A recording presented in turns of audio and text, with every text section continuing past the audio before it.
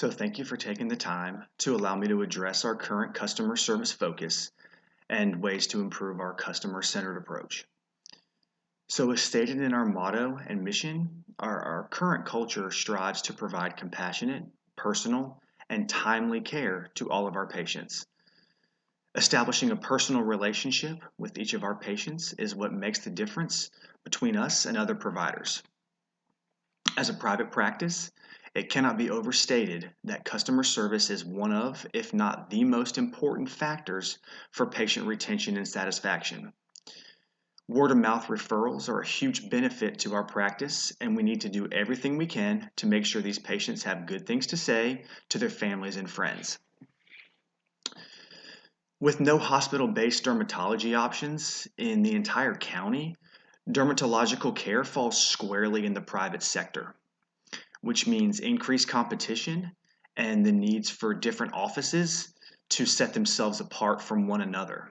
With some obvious exceptions of more severe diseases, dermatology itself is relatively straightforward. That means the standard of medical care is pretty uniform, regardless of which office a patient may decide to go to. With 5 different dermatology practices in a town of less than 13,000 people, customer service and the overall patient experience becomes even more important. Dermatology is also slightly unique in that it essentially has built-in ways to retain patients. Living in the South and having clinics on the beach and in farming communities, over 90% of our patients have a history of skin cancer. So patients with a history of skin cancer are significantly more likely to remain on the twice a year schedule for skin checks. So we know that the patients want to return. We just need to ensure that they want to return to our practice by providing a better patient experience than our competitors. So basically, after every office visit, patients are texted and emailed a link to a survey about their visit and overall impression with the office and staff. Through a large sample size of patient surveys, I've identified several key drivers of patient satisfaction within our particular patient population. So, some of these drivers include, obviously quality outcomes and overall care, but also include patient communication, continuity of care with providers and other medical staff. They want to see the same faces, and wait times. So recently, our wait times have increased, and our patient communication has deteriorated a little bit. Recent turnover has also led to some patients complaining that they see new faces every time they come to the office. So these issues that have led to a decrease in patient satisfaction are almost exclusively due to understaffing and the accompanying overwork of the existing employees. We need to make improvements that empower our providers and medical staff so that they are able to devote more time to the patient visit and overall experience. We're currently at a level where one nurse or medical assistant calling out for the day can send our entire schedule into a bit of a tailspin.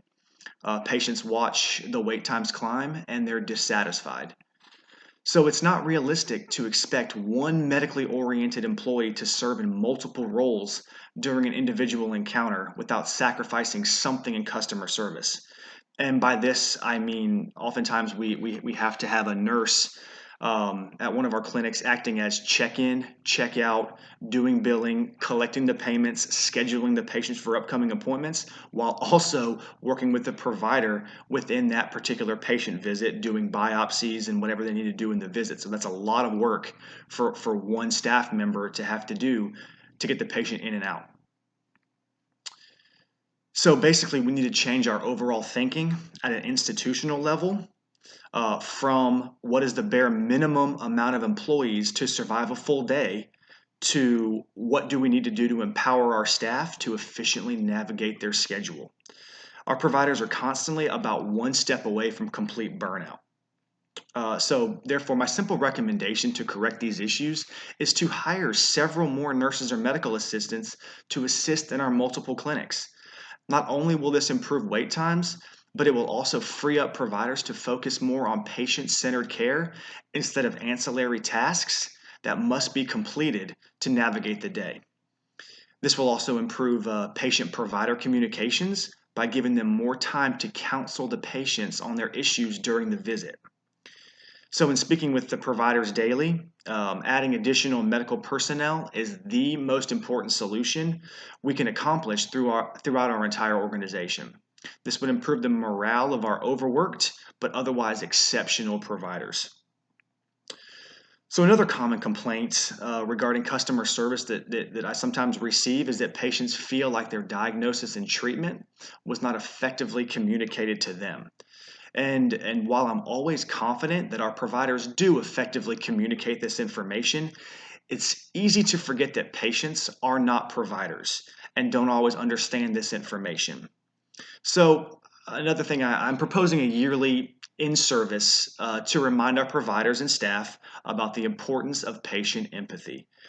One of our providers may identify and diagnose somewhere between 20 to 25 non melanoma skin cancers per day.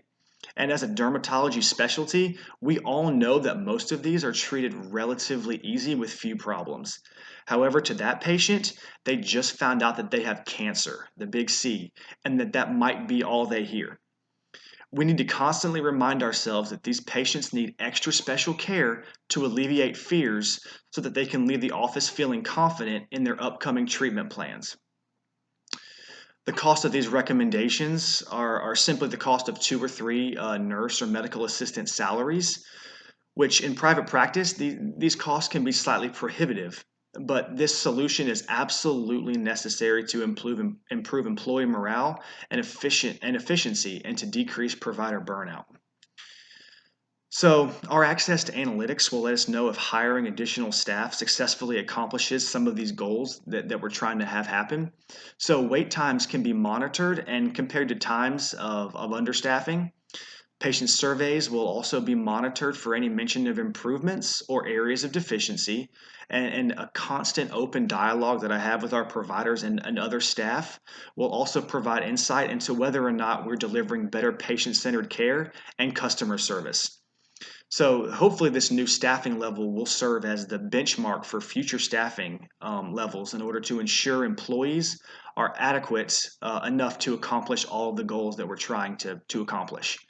So thank you for the opportunity to address these issues, and I look forward to any questions or concerns that you may have.